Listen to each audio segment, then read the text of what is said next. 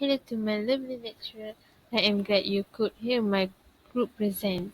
I am very excited about the topic sustainable fishery management by using bioeconomics modeling in commercial, small-scale fishery in the west coast of Peninsula Malaysia. Okay, Malaysia is one of the countries that carry out fishing activities covering the area of Peninsula Malaysia, which is the west coast, the east coast, as well as Sabah and Sarawak. According to FATI 2018, Malaysia ranked in the top 15 world produce in 2014, with an estimated production of 521,000 metric tons. The west coast of Peninsula Malaysia is carried out in the waters of the Malacca Strait in the area of related states such as Selangor, Perak, Kedah and Perlis.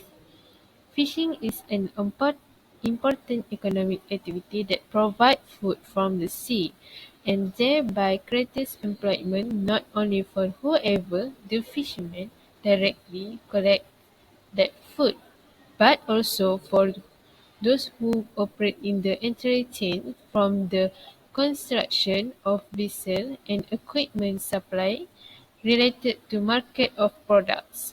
Therefore, fishing is one of those human activities that include ecological, socio-economic, technological, and consequently political and administrative concerns. The research objective: to analyze the impact of different gears on the catch and release of fish in Pantai Barat, Malaysia. To investigate the relationship between the release of fish and economic well-being of fishers. To examine the effect of different gears and ecosystem, particularly and the population of fish and the quality of their habitat. To propose strategies for improving the socio-economic well-being of fishes and the sustainable management of fish resources in Pantai Barat, Malaysia. First, on the literature review, first one, Lins et al. 2016 show that for hundreds of millions of people, especially in rural areas, inland fish is a major source of protein, essential fats, and macronutrients for them. In next, Lins et al. 2019 conduct a study that the trout fishery is a crucial part of Malaysians' capture fisheries, but there are a lot of problems with Malaysian trout fisheries, such as overfishing, substantial trash fish landings, excess capacity, and IUU fishing. And lastly, Teh et al. 2011 show that Sabah society has historically and in the current fisheries statistic greatly underestimate or even ignore the social and economic contribution made by small-scale fisheries. This study uses secondary sources from 1992 to 2022 to gather data on vessel effort, marine fish landings by gear groups and species, and average ex-vessel prices of tiger prawns and white prawns. The Department of Fisheries website was used to get the data, and hypotheses were formed using catch per unit effort, CPUE, and bioeconomics equilibrium. The catch per unit effort (CPUE) approach is a crucial tool in fisheries management, determining the abundance or biomass of a specific fish species in a specific area. It measures the efficiency with which fishing gear or vessel catch fish based on the number of fish captured per unit of fishing effort. The CPUE is calculated using the formula CPUET equal to catch T per effort T, where CPUET represents fish catchment per effort in year to T, catch T represents fish catchment in year to T, and effort T represents total fishing effort in year to T. It allows for comparison of fishing success over time or across different regions, providing information about the relative abundance of the target species. However, the CPU approach assumes a linear relationship between catch and effort, which may not always be accurate due to factors like environmental conditions, technical improvements, or changes in fishing gear. The CPUE approach is an essential instrument in fisheries management, but it is crucial to evaluate its limitations and supplement it with other relevant data for a more comprehensive picture of fish populations. The second analysis data is bioeconomic model. The bioeconomic surplus production model was developed by Gordon Schaffer, GS, to determine the combined biological and economic value accurately. These methods encompass the computation of maximum sustainable yield, MSY, open access yield, OAY, and maximum economic yield, MEY. There are several ways to calculate each effort yield. For example, effort of maximum sustainable yield is negative alpha divided by 2 beta. The second is effort of maximum economic yield. C per P minus alpha divided by 2 beta. And the last one is effort of open access. C per P minus alpha divided by beta. So this is the graph that shown at the second analysis data is bioeconomic model. The bioeconomic surplus production model was developed by Gordon Schaffer, GS, to determine the combined biological and economic value accurately. These methods encompass the computation of Now, we show the results and discussion. This graph shows us the catch per unit effort, which is CPUE for udang harimau in West Coast Peninsula, Malaysia. The trend CPUE value for udang putih is better than CPUE for udang harimau. It is because the increase and decrease are more significant in CPUE value for udang putih than udang harimau. It shows slight increase in CPUE value for udang harimau, such as in 1993 producing 0.024723 megatons, increased to 0.043035 megatons in 1994. The highest CPUE value was in 2006, which produced 0.138123 megatons, and the lowest was in 1993 with 0.024723 megatons. Now, we show the results and discussion. This graph shows us the catch per unit effort, which is CPUE for udang harimau in West Coast Peninsula, Malaysia. The trend CPUE value for udang putih is better than CPUE for udang harimau.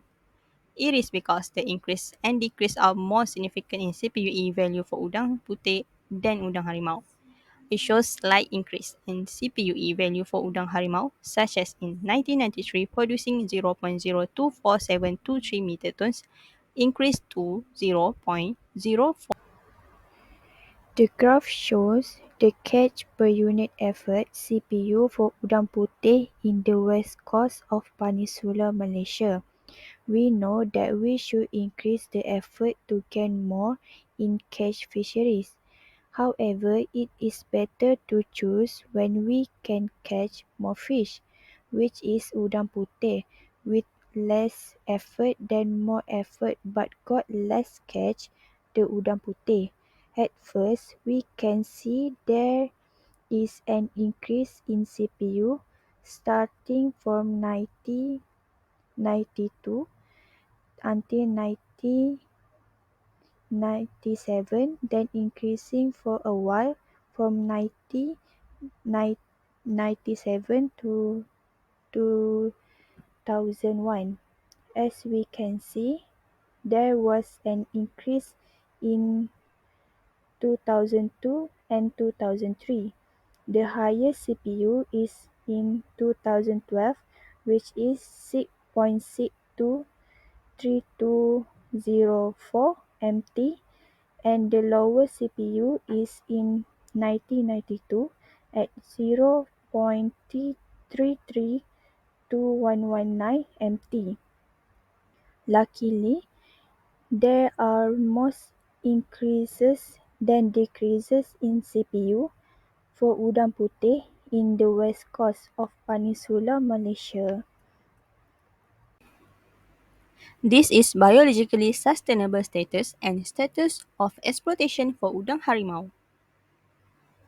From these informations, we can get an equation which is Q equal to 2.7776x7 E minus 0.000473 E square. This is biologically sustainable status and status of exploitation for udang harimau. From these informations, we can get an equation which is Q equal to 2.7776x7 E minus 0.000473 E square. This is biologically sustainable status and status of exploitation for udang harimau. From these informations, we can get an equation which is Q equal to 2.7776x7 E minus 0.000473 E square. This is biologically sustainable status and status of exploitation for udang harimau. From these informations, we can get an equation which is Q equal to 2. This is biological sustainable status and status of exploitation. From this we can get equation Q equal 82.38904 effort 1 minus 0.010834 effort 2. This is biological sustainable status and status of exploitation. From this we can get equation Q equal 82.38904 effort 1 minus 0.010834 effort 2. This is biological sustainable status and status of exploitation. From this we can get equation Q equal 82.38904 effort 1 minus 0.01.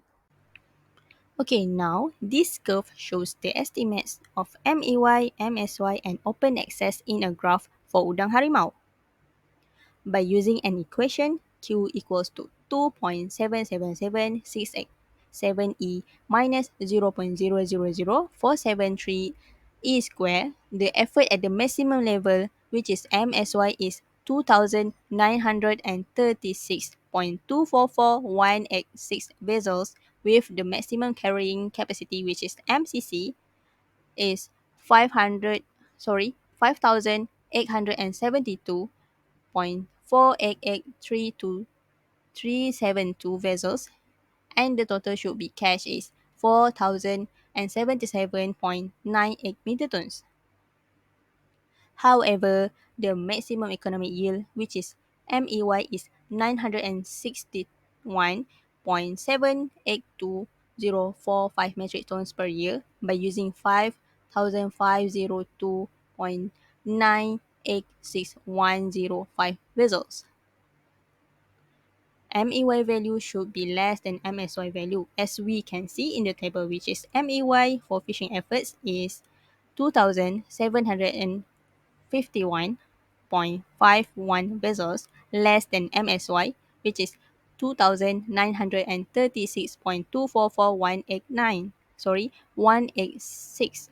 Okay, the MEY for catches is also then the MSY value, which is 4,061.84 megatons, less than 4,077.98 megatons. Then, economic rent is produced from the profit calculation and it shows us economic rent for MEY cost 116,597 ringgit 42 cent more than economic rent for MSY, which costs 116 116,000 116,000 and 71 ringgit 80 cent. Other than that, open access cash, which is OPE, produced 5,502.986105 vessels for fishing effort and 961.782045 meter tons catch with 3 ringgit and 63 cent for economic rent. We can conclude that open access in the lowest we can conclude that open access is the lowest economic rent than others because it costs only 3 ringgit 63 cent. It is because no one can stop the fishermen to catching in open access areas and it benefits them without paying more to catch for udang harimau. Next, the curve show the estimate of MEY, MSY and open access in a graph for udang putih by using an equation Q equal 82.38904 effort 1 minus 0.01083 for effort 2. The effort at the maximum level MSY is 3,802.337087 vessel with the maximum carrying capacity MCC 7,604.674174 vessel and the total should be cash is 156,635.4512 MT.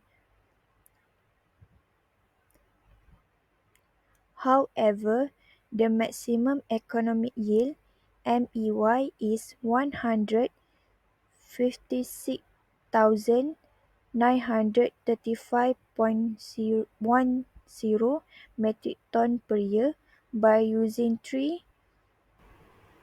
3,796.678835 vessel.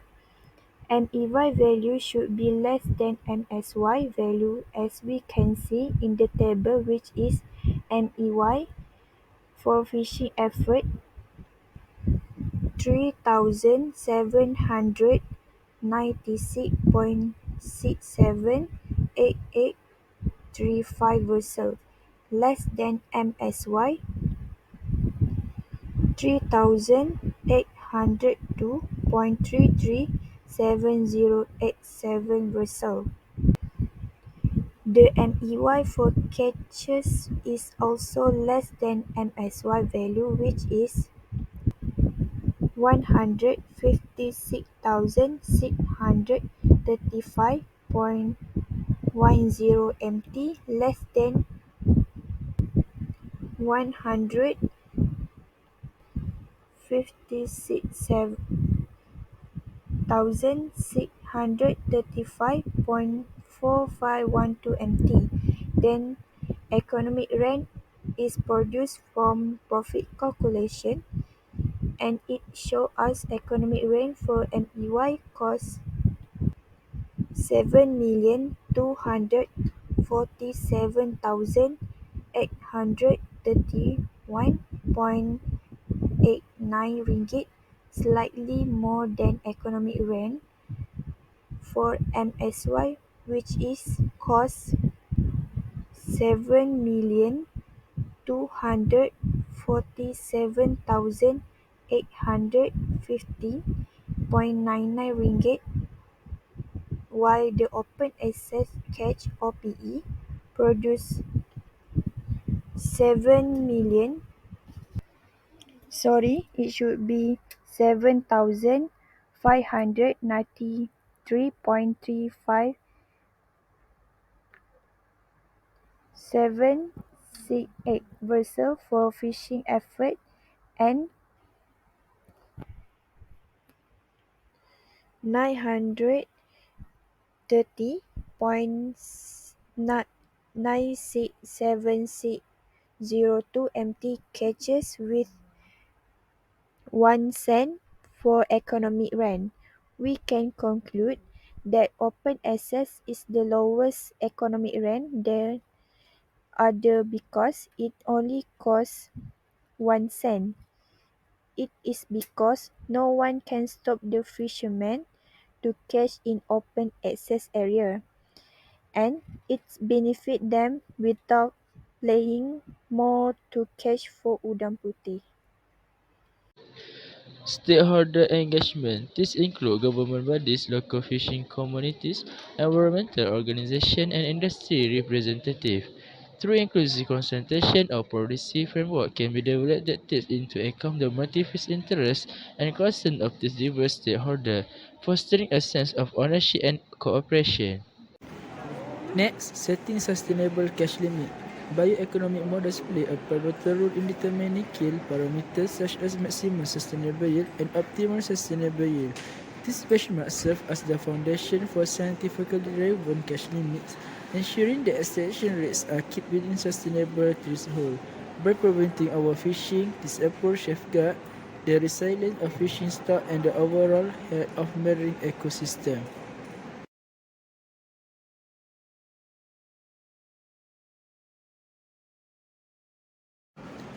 Implementing gear and seasonal restriction.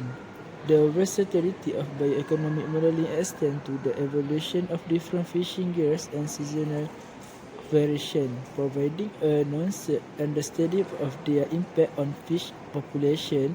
Subsequently, regulation can be implemented to control the use of specific gear types and establish fishing seasons, minimizing bycatch and preserving the delicate balance of the marine environment.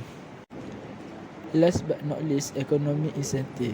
A successful fisheries management policy must consider the economic aspect of the fishing industry.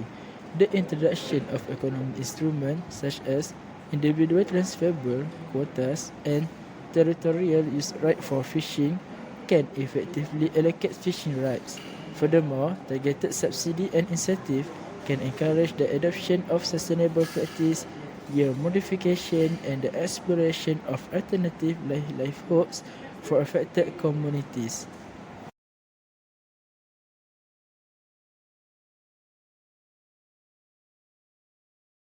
In conclusion, a study on sustainable fisheries management on the west coast of Peninsular Malaysia using bioeconomical modelling aimed to address the challenges faced by the fishing industry, such as overfishing, habitat degradation, and climate change. It emphasizes the importance of protecting the economic ecosystem and the well-being of fishermen while proposed for sustainable fish management and socio-economic development in the region. The study highlights the importance of bioeconomic modeling in advice-based policy making and emphasizes the need for comprehensive data collection and international collaboration. In conclusion, the development of sustainable fisheries management policy for the west coast of Peninsular Malaysia, supported by bioeconomic modelling, is a meaningful step toward ensuring the long-term sustainable for marine ecosystem and the prosperity of coastal community.